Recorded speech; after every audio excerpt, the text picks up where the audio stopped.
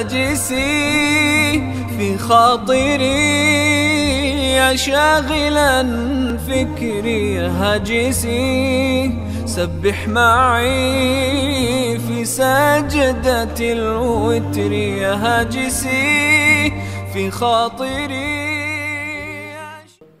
توحید کی ان اقسام کے اندر بیشتر باتیں اللہ رب العزت کی صفت کے حوالے سے تھی کہ مخلوق میں بعین ہی اللہ کی صفت کو بعین اسی طرح ماننا شرک ہے. بعض باتیں روحیت کے حوالے سے تھی. ایک تو اشکالات دور کر کے بات کو آگے بڑھاؤں گا. یاد رکھیے جس طرح ہم نے شرک کے مختلف چیپٹرز کو ڈسکس کیا، اسی حوالے سے معاشرے کے اندر آج کل بھی ایک بات زبان زد عام ہے. لوگ پوچھتے بھی ہیں فلاں پتھر کی کیا تاثیر ہے، فلاں پتھر میں شفا والی کیا بات ہے. کیا ہم اس عقیدے کے ساتھ اگر کوئی انگوٹھی بنوا لے کہ اس کے پتھر کی وجہ سے ہمارا رزق چل پڑے گا، ہماری مشکلات آسان ہو جائیں گی، تو کیا یہ بات درست ہے؟ میں آپ کے سامنے حضرت عمر کا ایک واقعہ رکھتا ہوں. کائنات کے اندر جتنے بھی پتھر ہوں وہ جنت سے آئے ہوئے پتھر کا مقابلہ نہیں کر سکتے، اور جتنے بھی مقامات ہو خانہ کعبہ کی عظمت کا مقابلہ نہیں کر سکتے. پتھر کہاں سے آیا ہے؟ جنت سے اتارا گیا ہے. لگا کہاں؟ خانہ کعبہ کے اندر جڑا ہوا ہے. نام کیا ہے؟ حجر اسود. سفید تھا، کالا ہو گیا.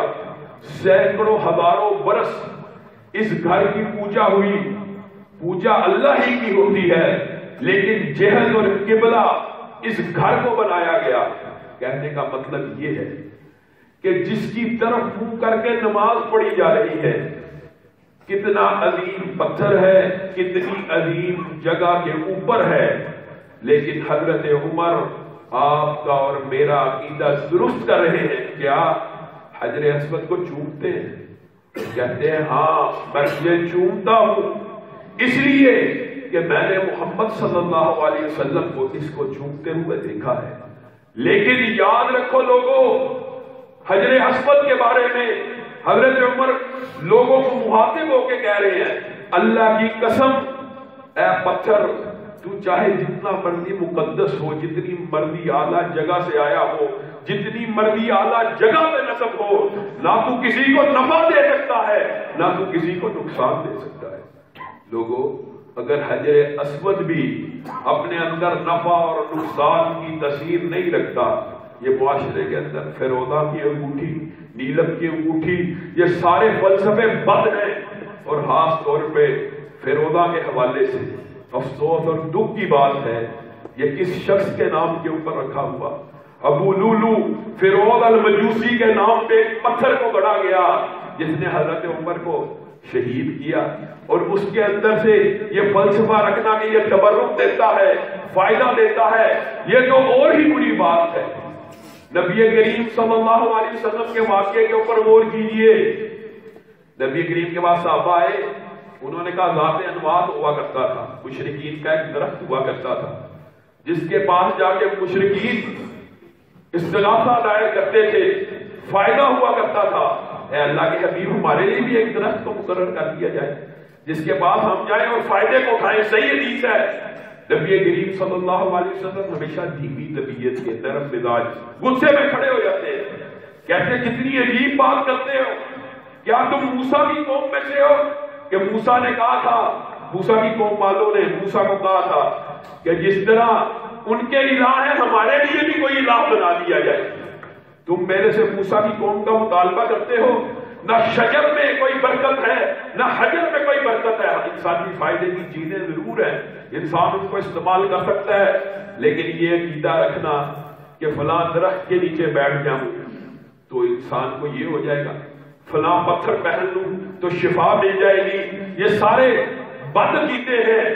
اور ایک اور بات یاد رکھ لیجیے، نبی کریم صلی اللہ علیہ وسلم کے پاس اسی سفر کے اندر ایک صحابی آیا، اس نے کہا میں نے بوانا کے مقام پر اونٹوں کو ذبح کرنے کی منت مانگی تھی. زمانہ جاہلیت میں اسلام سے قبل منت مانگی تھی کہ اگر میرا یہ کام ہو جائے گا میں بوانا کے مقام کے اوپر اتنے اونٹ اللہ کی راہ میں ذبح کروں گا. نبی کریم سے پوچھا کیا میں اپنی منت کو پورا کروں؟ نبی کریم نے سب سے پہلے جو سوال کیا وہ کیا تھا؟ کیا بوانا کے مقام پہ کسی غیر اللہ کی پوجا تو نہیں ہوتی؟ کیا مطلب جس مقام کے اوپر اللہ کے علاوہ کسی کو پکارا جائے وہاں پہ اللہ کے نام کی نظر و نیاز دینا بھی حرام ہے.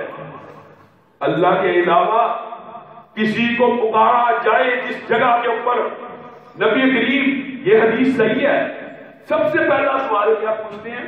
کیا بوانا کے مقام کے اوپر کبھی کوئی استھان تھا؟ صحابہ نے کہا نہیں. کیا کوئی بت تھا؟ صحابہ نے کہا نہیں.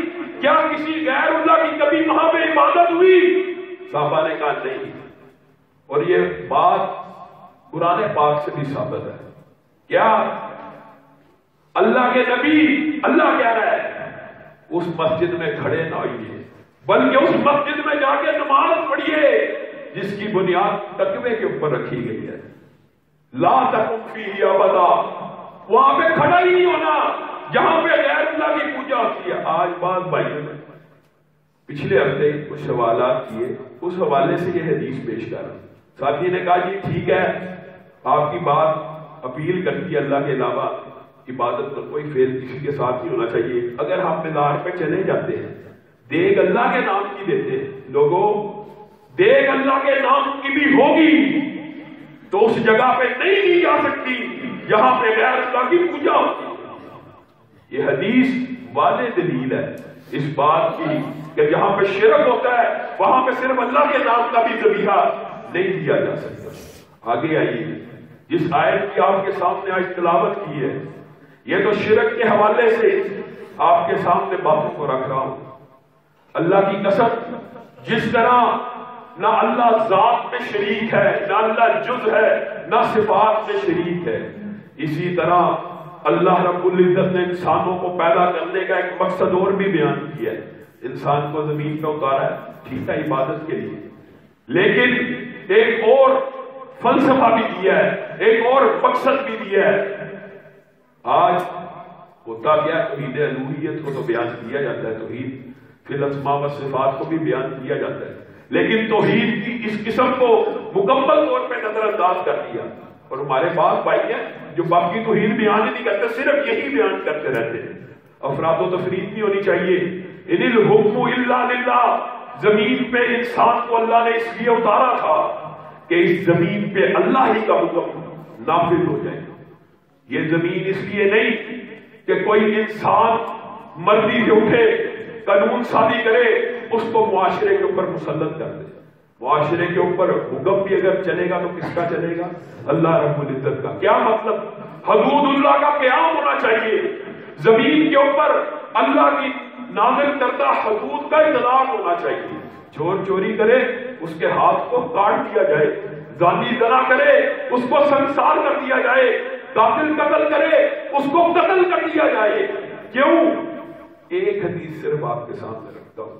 نبی کریم صلی اللہ علیہ وسلم نے ارشاد فرمایا اللہ کی قسم آسمان سے 40 برس بعض روایات کے اندر اور بھی یہ ایام کا ذکر ہے تو میں سب سے زیادہ کی بات کرتا ہوں. 40 برس آسمان سے مسلسل بارش نازل ہوتی رہے.